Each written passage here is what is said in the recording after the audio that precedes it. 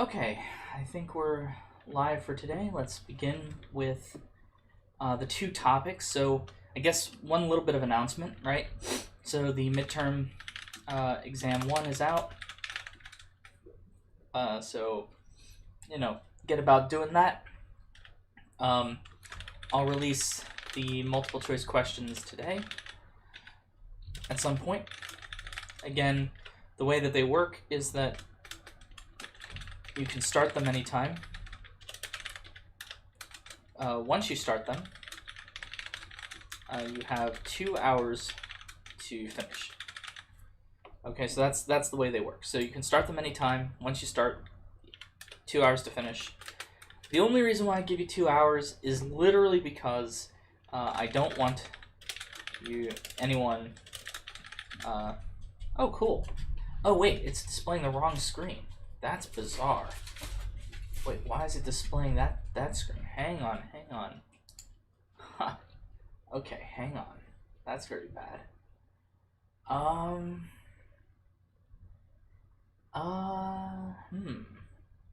Yeah, no, it's a different monitor. It's a different monitor. I'm not sure why it's displaying that. I think. Good question. Who cares? Let's get this working. Okay, let's go back to. Please stand by for a second. And let's see. Nope, that's still doing it. Why is it displaying the wrong monitor? Okay, let's fix this. I have to go to display capture properties. Okay, display 1. Okay, there we go.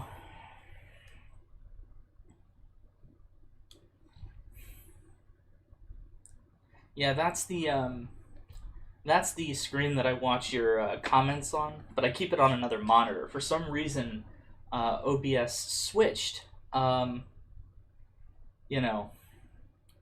which monitor it considered monitor 1 and 2. I think it just decided to flip the names on me. So that's why that happened. OBS is pretty good, but it's not perfect. Sometimes it forgets what it's doing and accidentally does crazy stuff. Okay.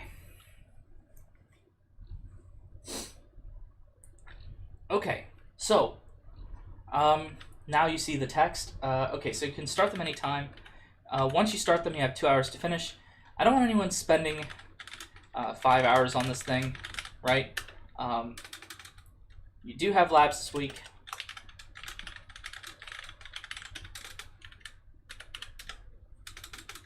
So there's 13 questions. That's usually how it works. So each word is worth 2 points. And so 2 times 13 is equal to 26, which means that there's always 1 extra credit point. So if you get 100%, then it will be, you'll have on the exam a 101 out of 100. So that's your max score. 101 out of 100 is max score for, or I guess actually it's 76 out of 75 because I've downweighted the exams.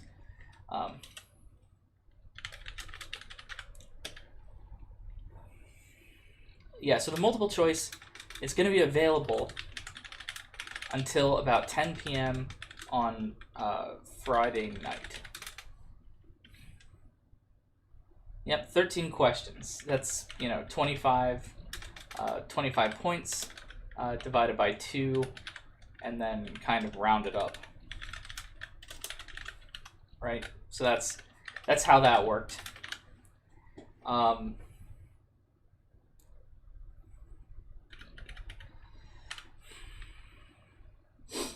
Yeah, I shouldn't have used I didn't actually mean to use integer division because I do want the fraction here. So it's 25, 12.5 round up, you get 13.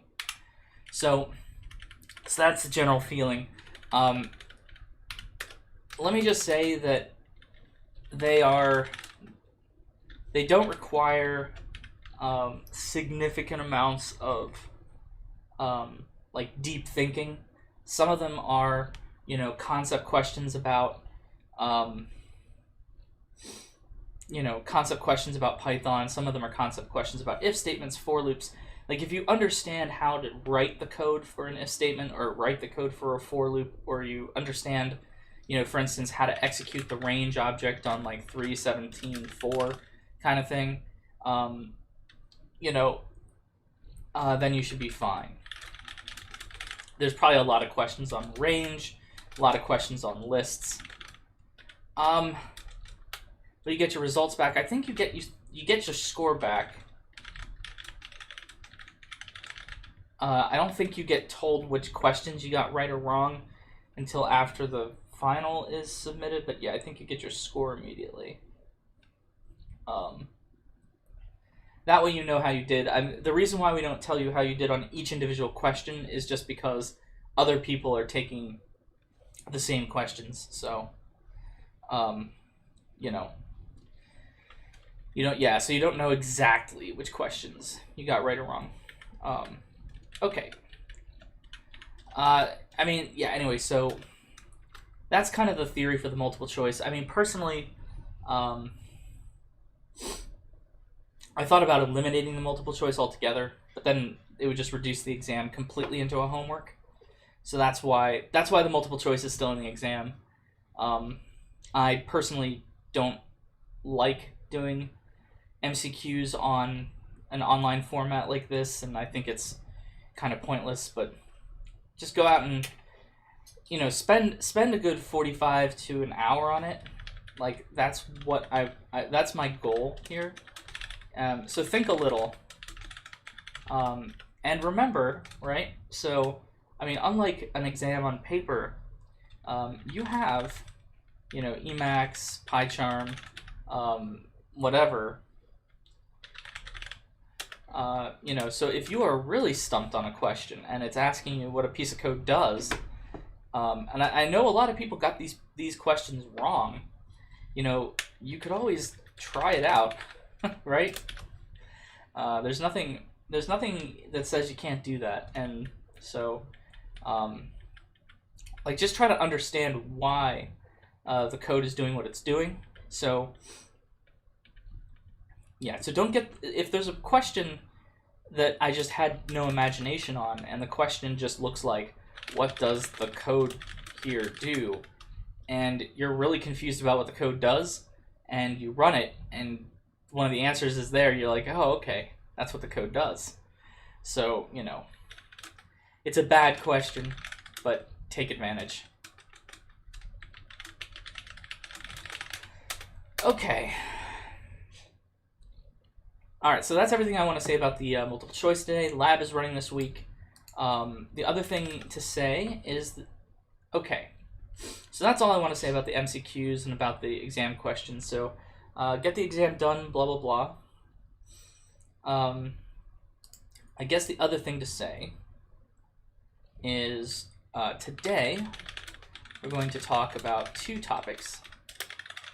They are not related at all, really, but who cares? Basically, the reason why we're talking about both of them is because both of them are like half a lecture topics. And so one of them is FileIO. So FileIO stands for File Input Output. That's basically it. So we're going to learn how to open files, close files, read from files, and write to files. Wow. I mean, and that's basically it. Okay? Open, close, read, and write. And I would always joke, the first semester I taught this class, and it wasn't just me, it was in the other section too that wasn't taught by me. No one seemed to remember that I had done an entire lecture on FileIO. Everybody was always very confused, but for your information, this is the lecture on FileIO, so get ready for it, right? You're about to learn how to input and output from files. And then the other topic that we're going to talk about is,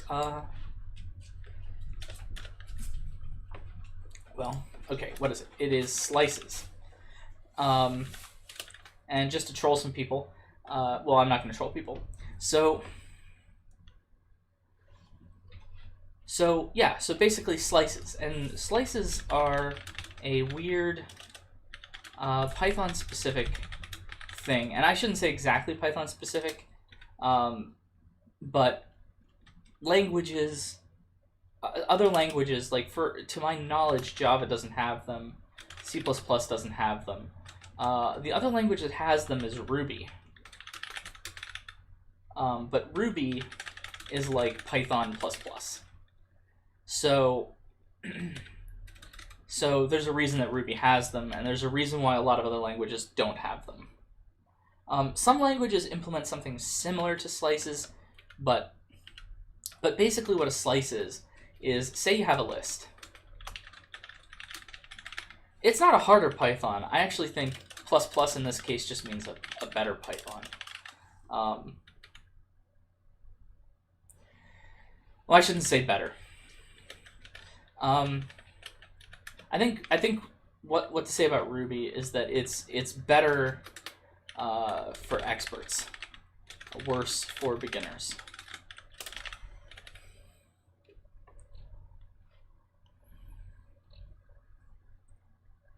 So say you have a list, right? 1, 2, 3, 4, 5, and you just want the, say, second element to the end, right? Actually, let's put a 0 in here just to make sure it's 0 indexed.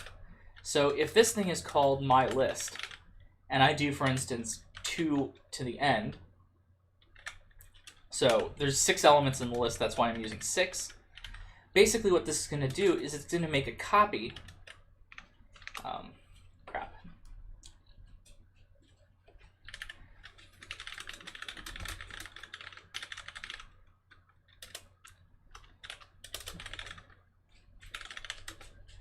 2 to 6. Yeah, I mean, I could be wrong, and it's possible that Java's added in something like it. C++, the vector class doesn't have it, but it's possible that there's some other class that does have it that you would have to download or whatever and include. The thing about C++ is that very little comes natively, so you have to include libraries for even things like lists, basically. So this is just going to be 2, 3, 4, 5, like this. And the reason why it's this way is because if you start at index 2, this is index 0, 1, 2, so you start at index 2, and then you go up to index 6, so this is index 3, 4, 5, and this uses the standard convention where you go up to but not including, right? Up to but not including the second number. Okay? So that's basically it. All right? And you notice here that the syntax is a colon. So it's not a comma, and I would always put a comma in here, and this is definitely very wrong, and so I would always get syntax errors because I would put commas inside of the brackets. It really wants a colon.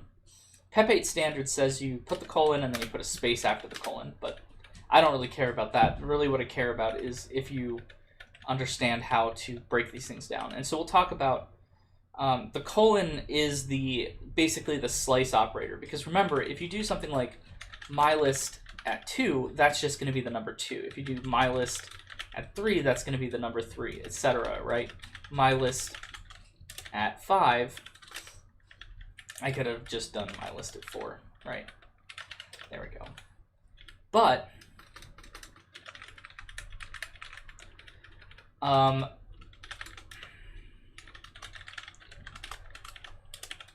mylist from 2 to 6 is actually not elements, it's just the list elements copied into a new list, like this. So, and we'll talk about this more in the second half of the lecture.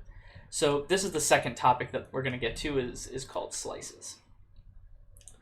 And so slices are pretty useful, obviously, and you can use them for a lot of different things. Python, well, anyway, so let's go back to FileIO, because today is the day for FileIO. So let's start coding.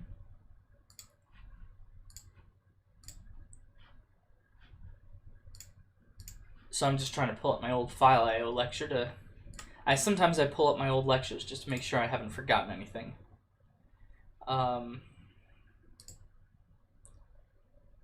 Let's see. FileIO. It's lecture 15. It was lecture 15 back in the past times. Okay, but it doesn't matter what lecture number it is. It just... okay. So, let's make an if name equals main. And then let's make a file. Actually, what I need to do here, I think let's make a new directory so that I can just keep all the files in some directory. Because we want to kind of prevent the spread of garbage files all over this directory. So, okay. So let's think about this here. So how do you open a file? Here's the good news. There is a Python keyword for that. A file? Is there a keyword? I guess you would call it a built-in function. Keyword and built-in function are kind of very similar, but built-in function is just, it means that there's something under the hood here. So open is the, and you see all of this stuff here. The vast majority of this is stuff that you're never going to have to touch. So the important things that you need to that you actually need to know for this class are that if you want to open something, you open something by its file. Right? Right, that's where you type the file name as a string. So remember that the file name is a string, and it can either be a literal like this or a variable.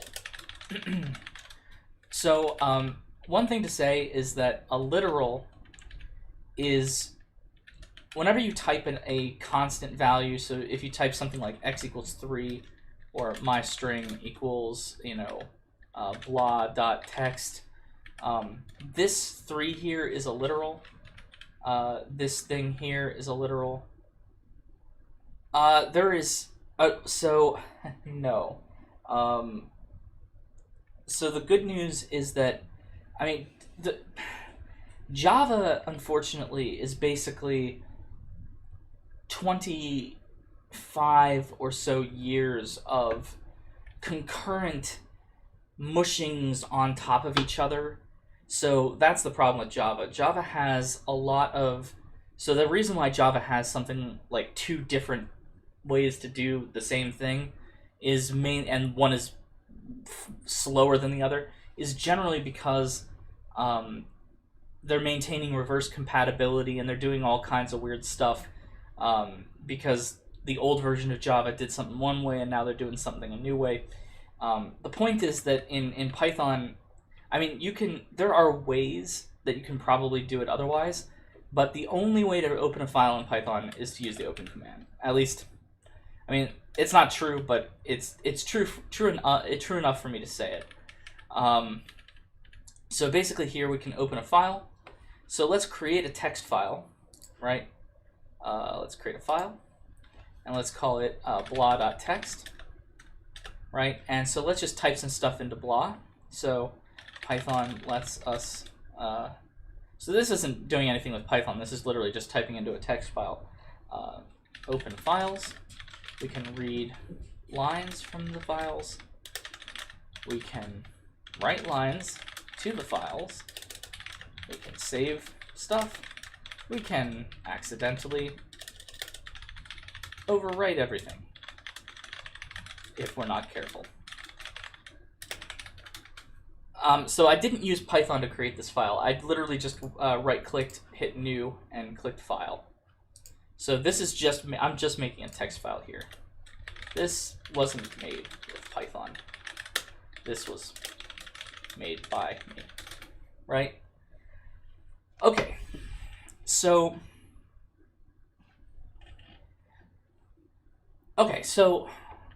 this is some text file.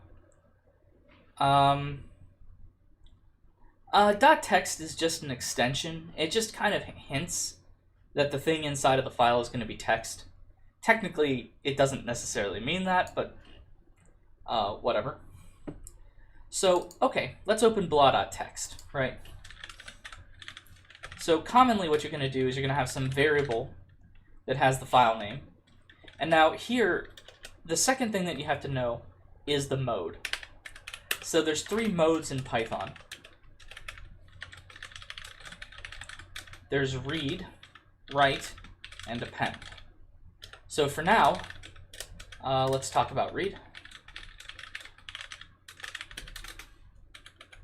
So let's say, let's call this my file name so that I can call this my file. Okay, so this is one of the first and most common mistakes that most people make, is they'll accidentally just try to read from the file name string rather than the file itself, right? Because basically open is a function, right, that takes 2 strings. It takes a file name and a mode, and it returns basically a file object, okay? So it returns a file object.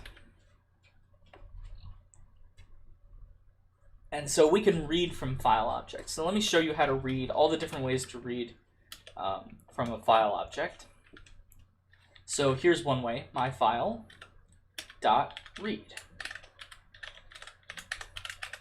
And then let's close it. So what does close do? Close, what it does is it tells the file where, actually it doesn't tell the file, it tells the operating system. Basically in my case Windows or Linux or Mac, but that we're finished looking at the file. And it can basically, there's a number of things that the operating system does when you try to read from a file, right? So it's going to basically create it creates something that's like standard in, where you can just use input on it, but of course we're using read. So what does read do? Well, let's see what it does. Nodes, file, or directory. Blah.txt. Wonderful. I think, do we have to do that? If we have to do that, then I'm sorry, but we'll see. There we go. Yes. So the reason why I had to do this in PyCharm was PyCharm is reading everything as being based in the main directory. And so because we're in a subdirectory, we need to tell it that. So basically here, I'm just using the / like in Linux. So there's 2 ways to denote directories. The first way is this way. The second way is you can do 2 slashes like this. This should also work. Let's see. Yes. So why do 2 / work and also, or I'm sorry, 2 backslashes work and also 1 /? So the reason is the 2 what are they? 2 backslashes are an escape sequence, right? Which stands for 1 backslash, right? Because you know that basically this is like new line, tab, line, carriage return, B, which I think A, which is alert. There's a number of other things. This last one doesn't always work.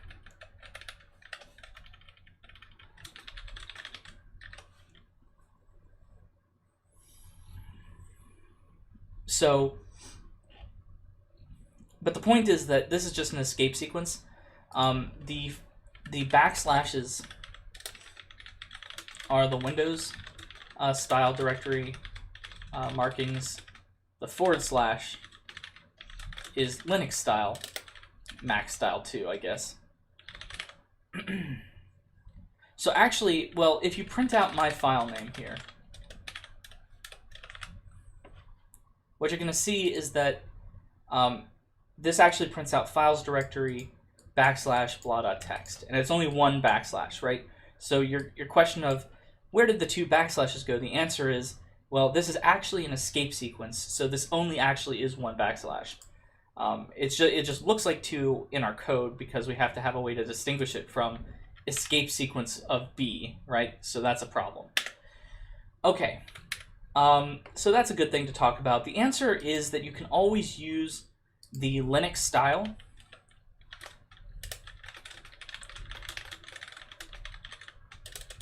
Even in Windows, and Python generally fixes it up for you. So that's a good thing. So I would actually recommend just doing it this way, because even though I did want to talk about the escape sequence stuff, it's all pretty important. The reason why I recommend you do it this way is because then you'll have absolutely no problems.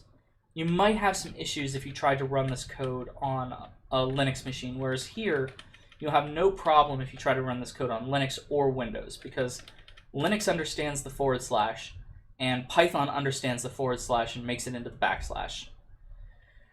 So that's the point, is just probably do this one. I think this one is best. Okay. So this is how to read the whole file at once. So the .read reads the entire file at once. The dangers of read can be dangerous if you don't know that the file will be small, right? If you try to read a gigantic file, like a megabyte-sized file, and display it out to the screen, you could either crash your program or cause some kind of problem or just have it take forever. Really, it's probably just going to take a long time. Now, of course, in this class, we're never going to have any files that are large. So that will never be a problem in this class, and it's not something you actually have to check for. But it is something that is slightly dangerous, right? It's just dangerous because you don't know if the file is going to be small, and also the other thing that it is it doesn't do any splitting for you. It just literally outputs the entire file with line returns, carriage returns, new lines, everything. It just dumps it out as a single string, right? Most of the time, you're not going to use read. But you should know it exists, and use it if it makes sense. Why did you need to call read when you opened it with the R command? Because this tells us that we're in read mode, right? Right? It tells us that we're only reading from the file. We're not writing to the file. That's what this tells us. It doesn't tell us that we actually... So my file doesn't actually have the contents read yet. This is just saying we've opened the file, the cursor is at the front of the file and waiting to read. And then we call myfile.read, and then it reads. Okay, and then you notice a myfile.close, which is important. And maybe I'll explain why in a bit. So let's open the file again. So once we've closed the file, let's reopen it, again in read mode. So actually the default is read. So if you just do open my file like this, it'll be fine. I think it'll probably... let's see, myfile.write. Hello there. Let's see what happens. So it gives an exception, right? It says io.unsupported operation, not writable.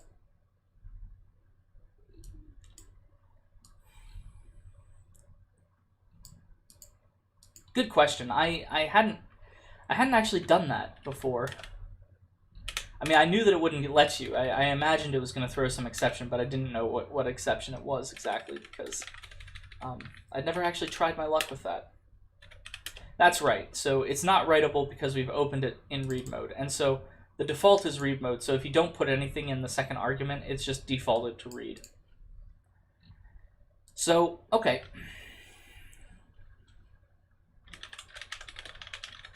Let's do the second function. Here's the second thing. Myfile.readline. So what does readlines do? Let me show you. So you notice here, readlines creates, instead of creating just a single string and dumping it to the output, like, well, we're actually printing, so that's why it's dumping into the output, but instead of just creating a single string, which is the file, you notice that it creates a list for you. It creates a list of each line, right?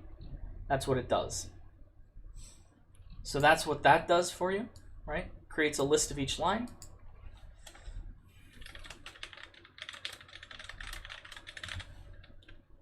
Cool. So that's what readline does, or readlines, right? The plural one.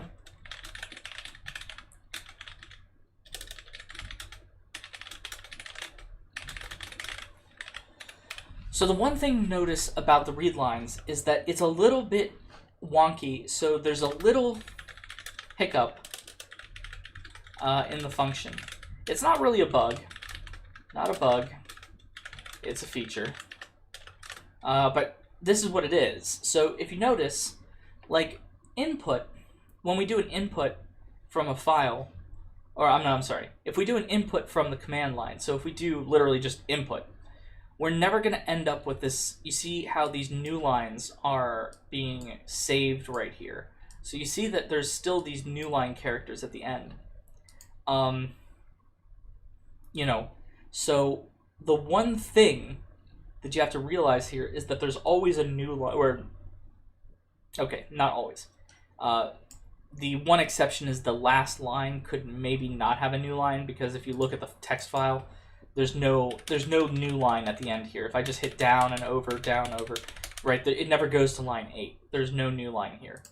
But for all the other lines, right, all but one, there will be a new line character, and Python does not strip the new line character from the lines. Basically, yeah, so, yeah, it's almost like taking the read operation and splitting. It's actually like a, excuse me. That's actually like a good exam question. The only problem with it is probably a little bit too subtle. It's like, what's the difference between myfile.read.split on new lines and myfile.readlines? And the answer is going to be that readlines will still have the new line characters. So anyway, it's probably, that's a bit subtle.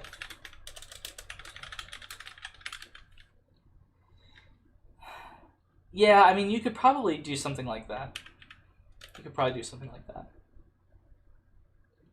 Why does it mix the single and double quotes? You know why it does it? Because if you notice here, here there's no single tick marks inside of the string. Here there's a let's, right? L-E-T apostrophe tick mark, whatever you want to call it, S. Here, right? So they just choose to display the string with the double quotes so that there's no ambiguity. Yeah. Remember that Python can't actually tell the difference. So this is completely 100% in the output. Can you get readlines to print a specific line? Yeah, of course you can. So, for instance, if you say want the lines equals this, and then we'll print out the lines. Nope, that is not how to spell it. There we are. Okay, the lines 3. So, okay, so let's actually check to see. So this is line 0, line 1, line 2, line 3. And we notice that this printed out just line 3 again. Okay? So yes, if you save the result from read lines into a list, you are free to access those lines as you like. You can do a for loop through them. You can, right? You can even say something like for line in the lines, print line. And I want you to see what's going to happen here. This is actually something that's useful. So notice what's happening here, right? We can save stuff, and then there's the new line from the string itself, right? There's a new line inside of the line variable itself. And then remember that print also puts another new line. So you notice here that here we have 2 new lines. Here we have 2 new lines. Here we have 2 new lines, etc., etc. So the point is that there's actually 2 new lines. Right, so basically, if you haven't stripped the new line, there will be 2 new lines, right? The 2 solutions are either you can print line.strip new line like this, you know, or you can print line with end equals nothing, right? Because you know that the no. So don't do read lines 3. I think what that would do is read a some number of lines at once, maybe. I'm not sure that there's even. Don't do that.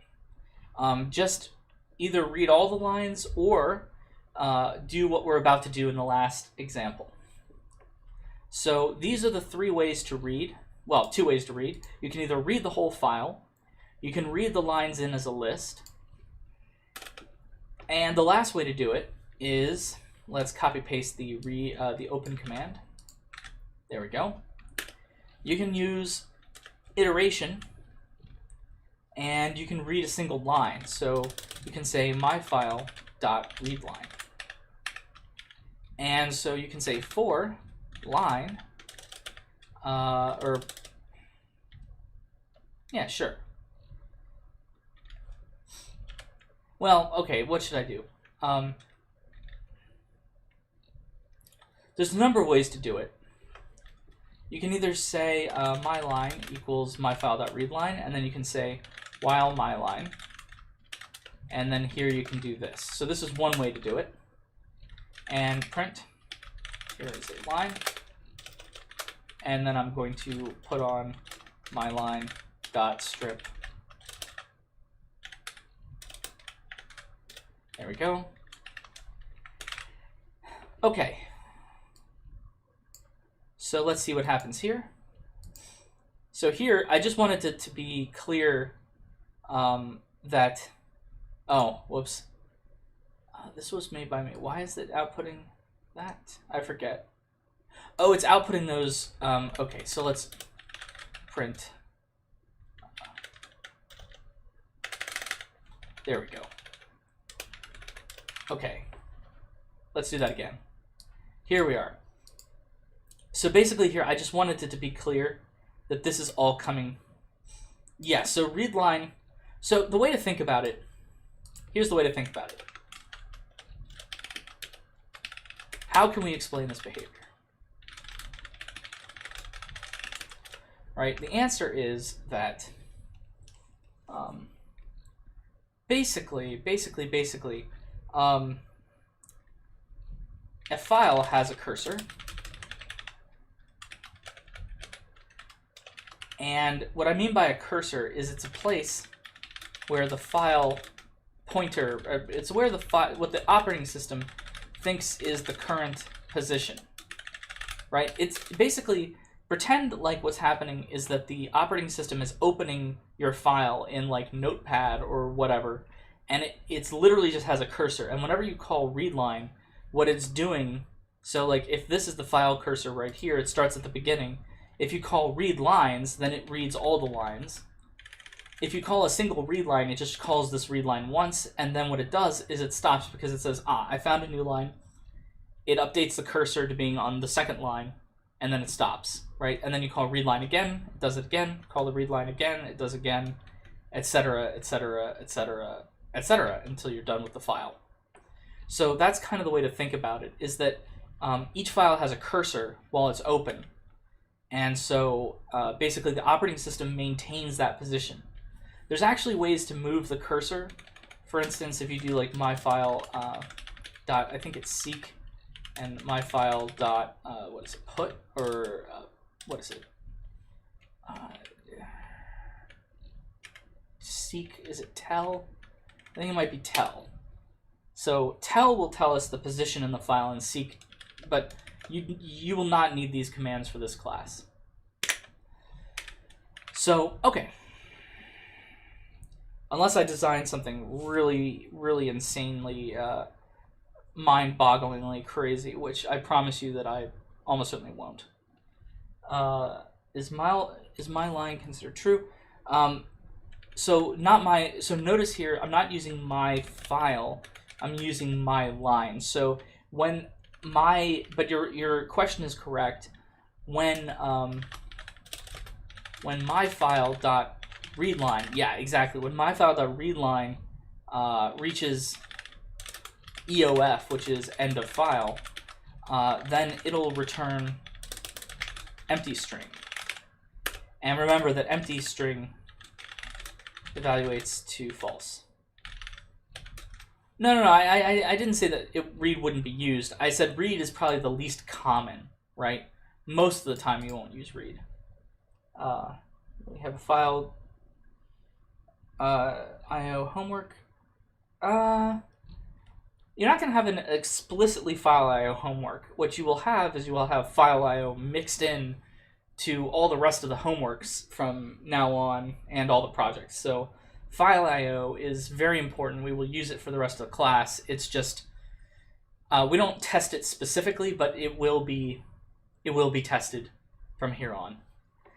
Yeah. So that's the anyway. So going back, that's the way that myfile works, right? So myfile.readline, when it reaches the end of the file, it'll return an empty string. The empty string evaluates to false, and so we can fall out of this loop. All right, so let's close the file again, myfile.close.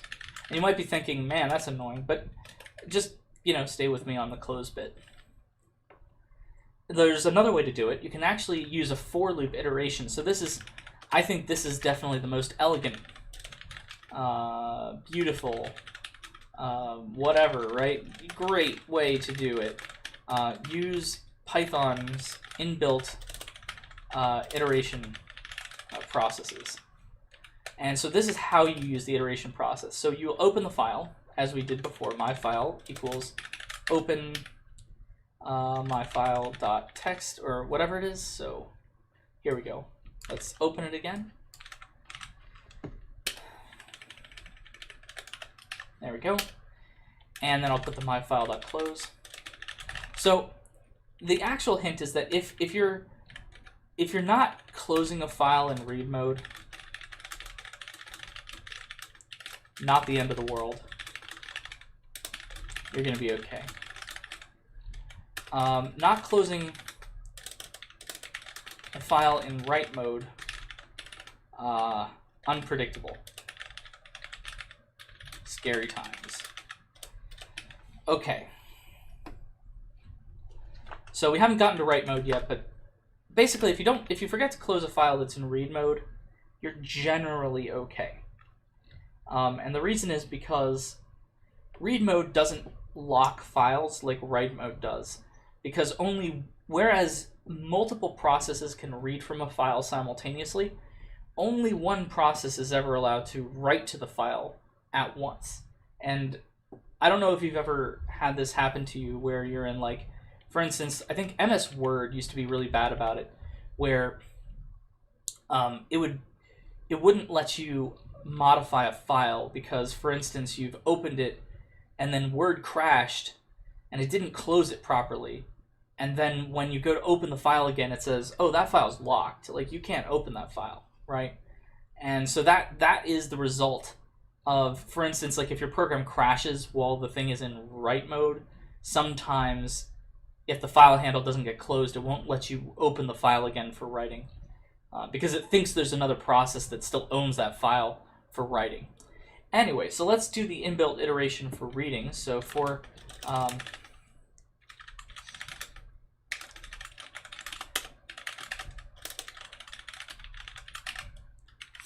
here we go.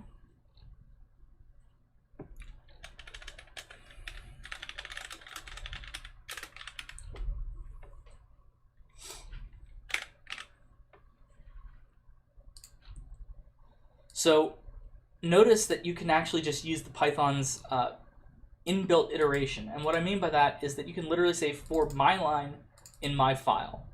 And so what's happening here is that Python is basically saying to the file, what's next? And the file will call readline for you and put that result into the variable. Okay, so that's what this is going to do. Okay, so this is a really great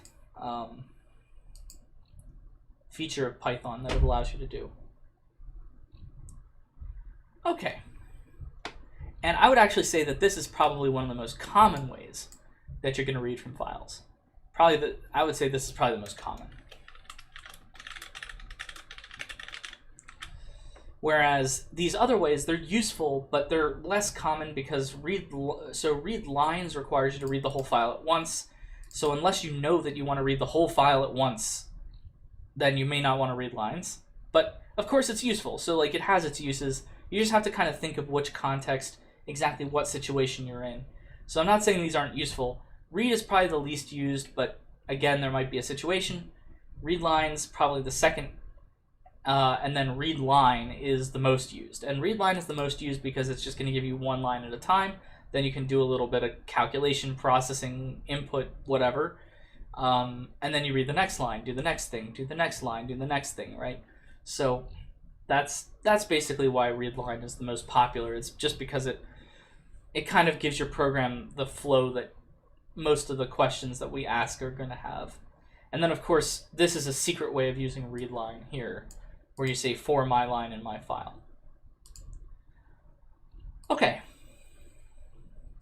So that's all read mode. So what about write mode? So let's start with write mode. So let's open a new file. So open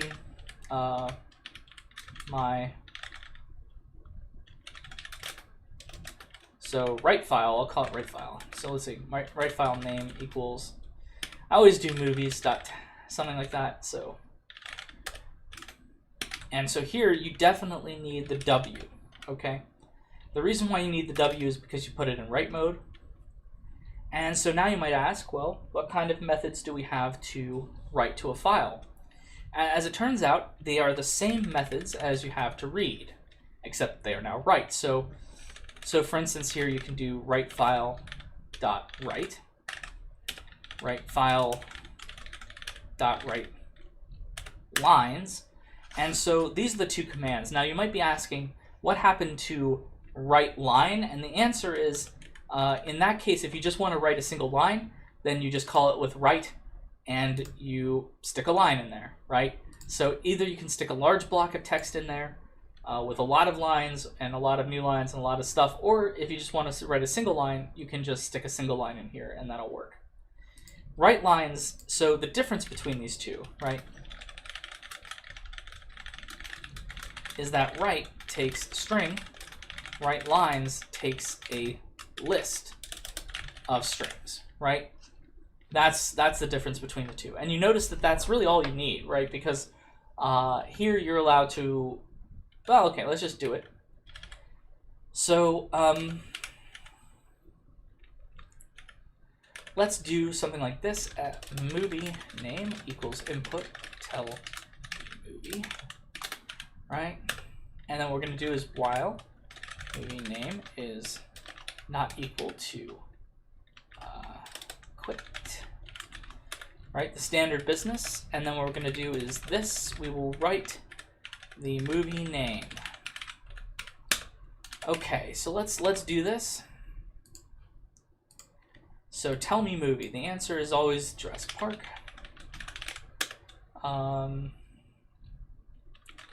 Everyone likes Shrek. People like, what else do people like?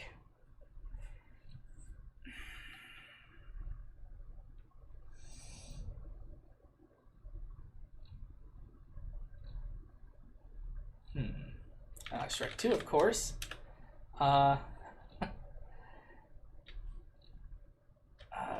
Cars. What is it? Lock. Stock. Okay, and now we're going to enter quit. And so I'm going to hit quit. All right. So hang on. Just wait a second. Wait. So A, I didn't close the file, so very bad me.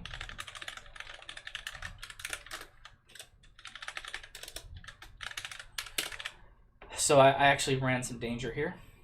Okay, come on.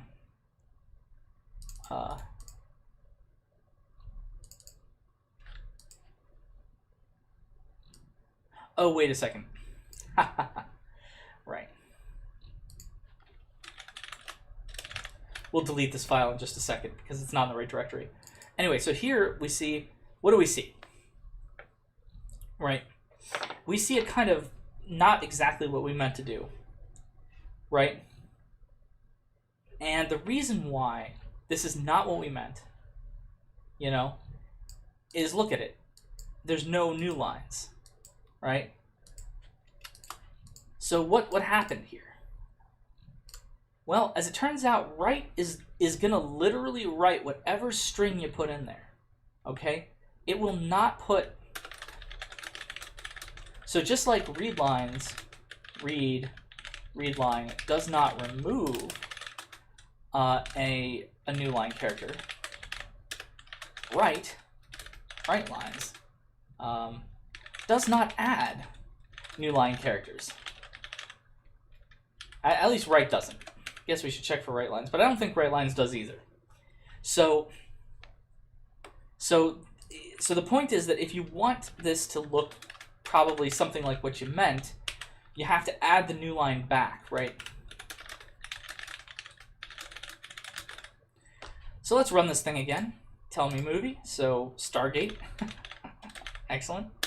Up, Brave, Toy Story, Toy Story 2, Toy Story 3, and the Brave Little Toaster.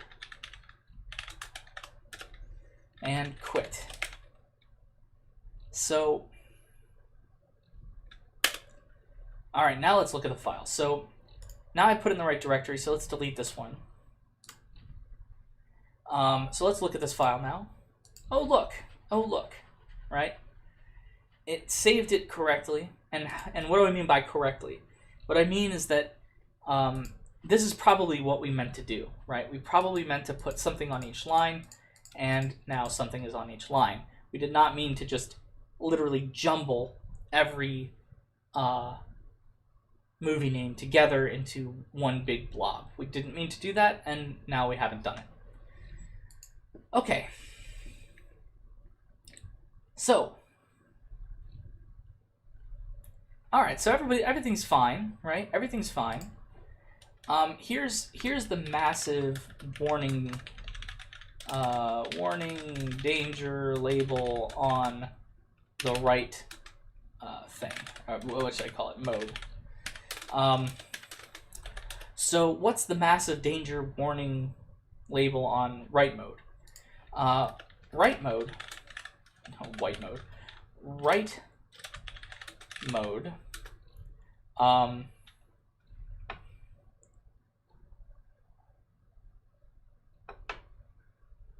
What if we wanted to print the file? You have to open it in read mode. I'm not 100% sure. I think that would probably be the safest way, because technically the write operation can move the cursor. So yeah, you probably close the file and then you can reopen it in read mode and then read the file again. So I think that's basically the way to be thinking about it. Write mode will annihilate your file. Set it to empty. Delete everything. Goodbye. Right? Right, so let's do that, and let me show you how that's working. So let's open the file again, and then, right, so now instead of movies, let's say, tell me book, right? And okay, no, I don't want to do any of that. So tell me book, and so let's do it. And of course I'm using movie name, but whatever, book name. So I want you to watch what happens to the file as we do these operations. And then of course we should do write file.close again. Yeah, so tell me movie, Matrix,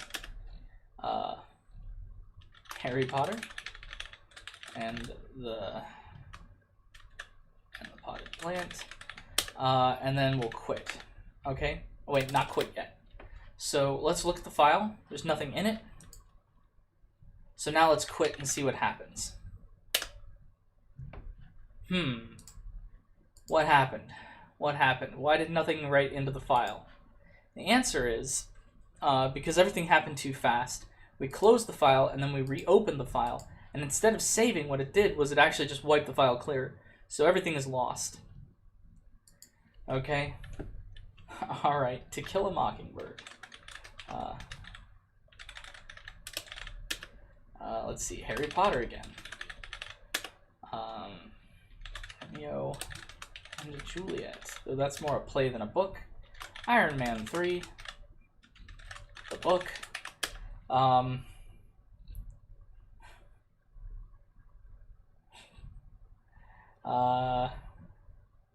What else is a book? Who knows? Quit. So you see here that what happened was we didn't get the movies and the books put together, right? Yeah, Hunger Games is a movie and a book, that's true. So we didn't get the movies and the books put together. As soon as we open a file with write mode, it will annihilate the file, okay? So it sets it to empty, puts your cursor at the start, and it gets ready to write. Now, if that's not what you want, right? You know, say that's not what you want. Maybe you don't want that.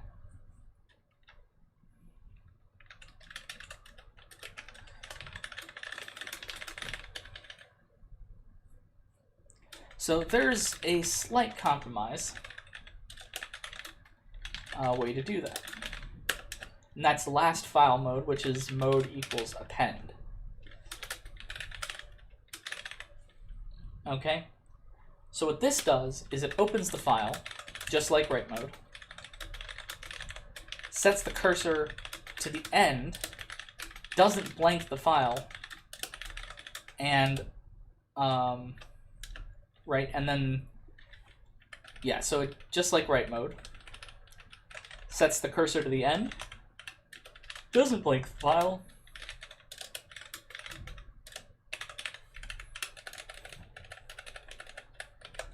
and then is ready to write.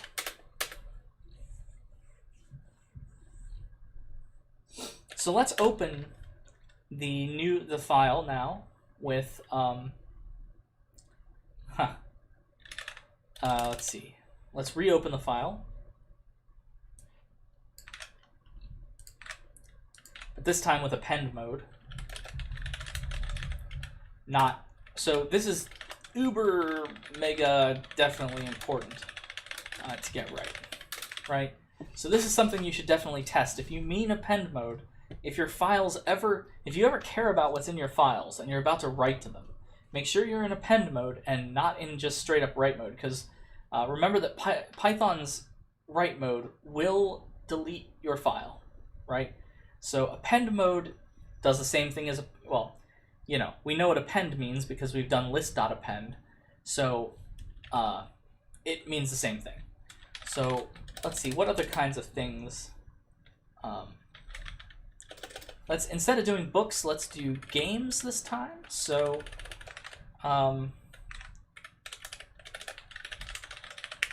let's do this and tell me game. I'm not even going to change the variable name. We're going to be very lazy. That's right. Can you open multiple files at the same time? Yes, you can. Yes, you can. You can open multiple files in multiple different modes at the same time. Yes. You just have to remember to close all of them or whatever. So sometimes you'll need to open 2 files and then, in read mode, and then a 3rd file in write mode, and then you read the contents of the 2 files and then do something, and then you make something in write mode and you put that in the last file. So that's right. You can do stuff like that. Yes, you can do all kinds of stuff like that. So let's do movies, Hunger Games, and remember all this is going to get blanked. So let's just I want you to see it happen. So let's let's put an input statement in between here. So let's do input. This is useless. Just a placeholder. Hang on. So, okay. Quit. Let's rerun the program. So tell me a movie. Hunger Games. Matrix. Fifth Element. Ooh, Fifth Element.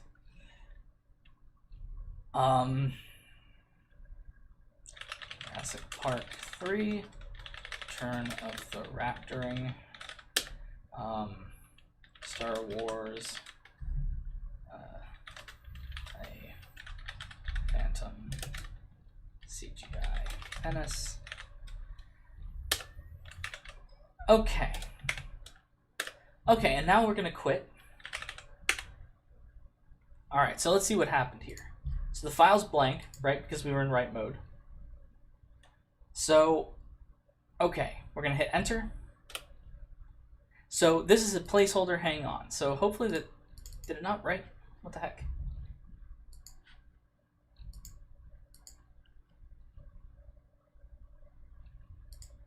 Ah, here it is.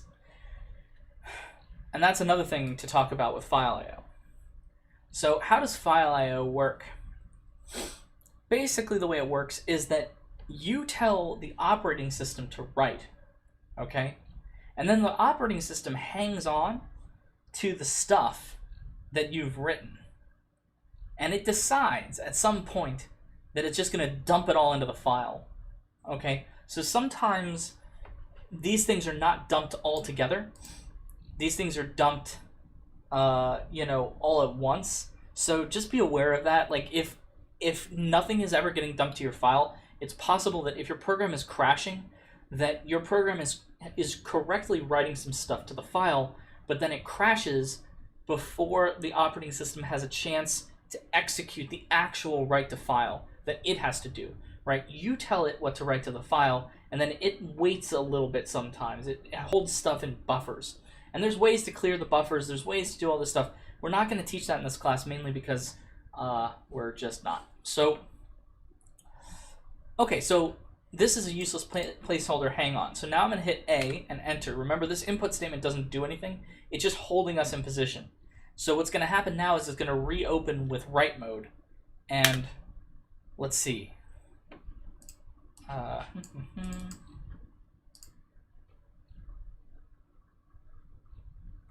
Let's close it.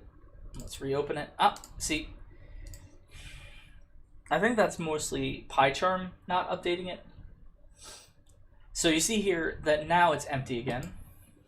So a book, let's see, Percy Jackson is the books. Let's see here. What do I got? Huh. I actually have The Girl with the Dragon Tattoo. The book, of course. Art of War. The Hobbit. I really mean the book. Lord of the Rings. Return of the King. Book. Okay, and so now what I'm going to do is I'm going to hit quit. And you notice that nothing, I don't know if anything's been written or not. Let's actually see if this is just a delay issue or what's going on. So you see here that it looks like nothing's actually been written. So now when I quit, hopefully everything will pop up. So you see that basically the operating system was playing a little game of chicken with us, right? Or a little, keep away. It was holding on to all of this input and just not dumping it into the file. Now, once you hit the close command, anything that's in the buffer will be written. So that's the other reason to make sure to close your files, because if you don't close, it's always possible that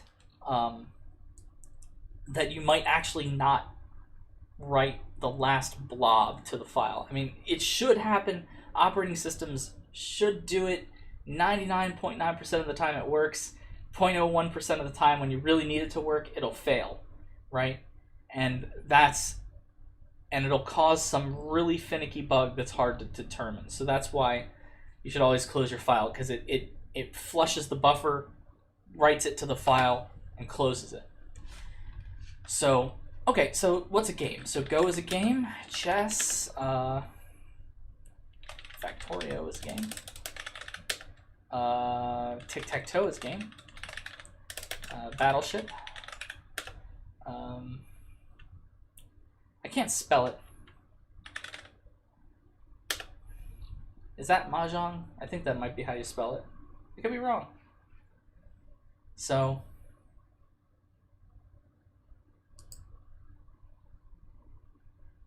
well, yeah, I mean, yeah, but they're all part of the, oh god. We shall not speak its name. So, okay. Now, again, I think PyCharm is actually just being a little bit, I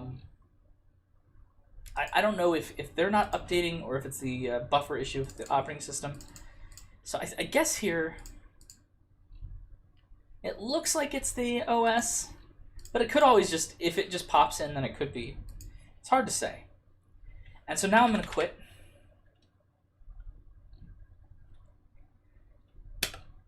And you see here, it just kind of vomited out the rest of the stuff. And also you see that this is append mode, right? So this is append mode. And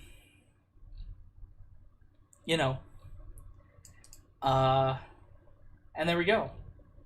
The problem with Royal Game of Ur is that I gave it as a project last semester, and yeah, anyway. No, append does not overwrite, right? Append starts at the end of the file and writes new lines. If you open it with write mode only, then it will delete the file, and that's what we call overwrite. That's what I think I would like to call overwriting. So that's what I'm going to call overwriting. Of course, I didn't get to slices today, so I'm going to have to get to them next time. What lecture is next time?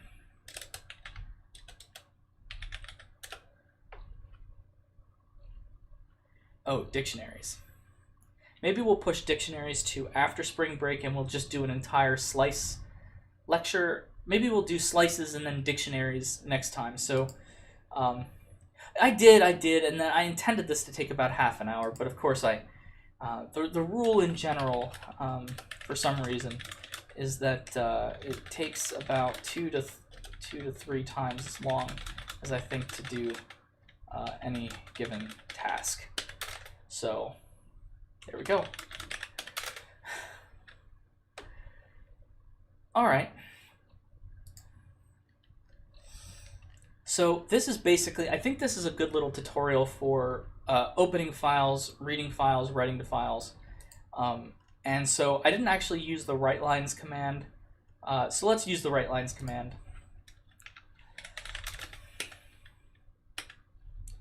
What should the Relines command be?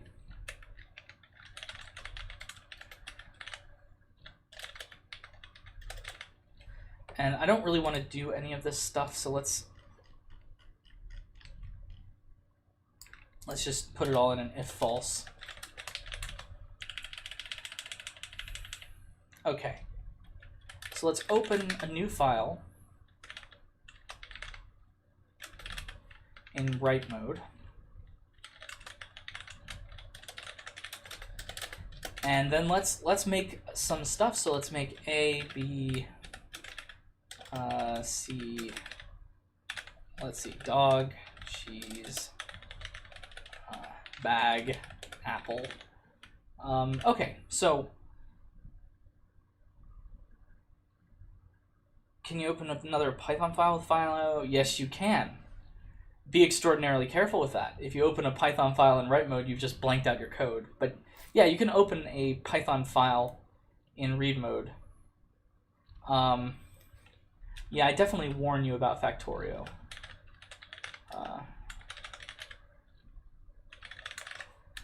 Factorio comes with a huge warning label on it. It's like, does cause addiction. So let's see what happens when we write lines this thing in. Right? I mean, I think, oh, and because I'm stupid, let's make sure this is in the right directory. Files, there we go. Okay, so let's hit it. All right, so it did something. Let's see what the test.txt turned out. Apple bag, cheese dog, right? All as one thing. So as I was saying, I didn't think write lines, even though you might think, based on the name. I didn't think write lines added the new line characters. Okay. Let's see. So do we need to make a new file outside of the file we're coding to work with? So when you open a file in write mode, it will create the file if it doesn't exist. So you notice that test.txt didn't exist until I created it with this command. So you notice that this is bad, right? This is not what you want. So there's ways to, what's the way to fix this? I guess what you can do is for I in range len lines, line I equals lines I plus new line or something. I mean, this is the stupidest way to do it probably, but it's fine. So let's just run it and see what happens.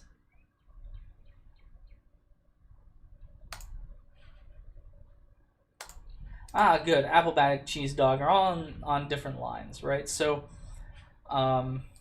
this is good, right? This is what we kind of wanted. So remember, you can either just, maybe you can put them in here. If you know that the user is entering some text and they're not able, say, if they're doing it on the command line, right? Command line, you can't enter an enter because when you hit enter, that terminates the input function. So you never actually get that character. So you're going to have to add them in yourself, right? So, if this is a list of lines that came from like some kind of input from a user, then the point is that what you should do is, I don't know, do whatever. So, yeah, you definitely have to add the new lines, right? That's what I was going for. So even with write lines, and as it turns out, I was actually right. Huh. So yeah, so the thing, yeah, that's the number one thing, is that you're always overwriting a file if you're writing to it. So there's some other modes that you can use. There's byte mode, so this is character mode. You can either open it in this or you can have a B after it. And there's actually pluses that you can put on stuff as well. But for this class, all you need to know, right? All you need to know, unless of course, I invent some crazy assignment where you're gonna have to use some other mode, is read, write, append, right? You don't need, probably won't need byte mode unless I specify. And if I do, then I'll do a separate, like 15-20 minutes, which means an entire lecture on byte mode. And you won't need the plus modes. So there's like R+, there's W+, there's A+, there's all kinds of weird partial modes that are like partial read-write modes that, but anyway, so the point is that there are all of those modes. You probably won't need them. So if you ever go and look at the Python documentation, there's a whole bunch of extra documentation that you're not going to need.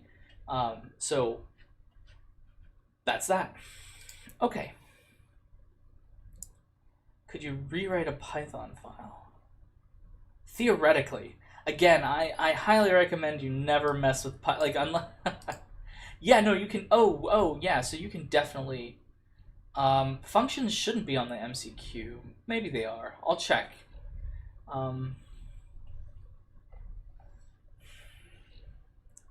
Good question. I don't know. I'll have to look. Because I might have gotten to a different point last semester, so they might be slightly different. But if they are on them, I might take them off and just write new questions, something like that. Anyway, so yeah, I think that's basically it for today. So I'll upload this file here. Let's upload commit file.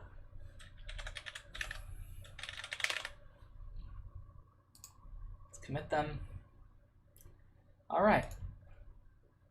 So I think that's basically it. So basically there's really two things to keep in mind. Is closure, or three things to keep in mind, right? One, close your files. Two, only use mode when you want to erase the file. Otherwise, append. And what was the third mode? The third thing, I forget now. Oh yeah, new lines, right? Read doesn't strip them, write doesn't add them. And it kind of makes sense in a way why this is the case. The secret reason why this is actually the case is because files are, the write command to a file needs like max control. And you notice that you actually don't really have full control of what people can enter on the command line because there's no like submit button. There's just an enter button, and enter does the same thing as new line, right? So because enter and new line are doing the same thing, on the command line, you notice that there's not a way to input a new line, whereas there is a way to read a new line from a file and write a new line to a file. So writing and reading, to, from, or from to a file needs maximum control, and Python gives you that control. Okay. All right, so I'll go and work on the MCQ now, and I'll post it as soon as I get around to it, and then you can work on it. All right. I think that's it for today. Have a good rest of your day. Slices next time. Slices.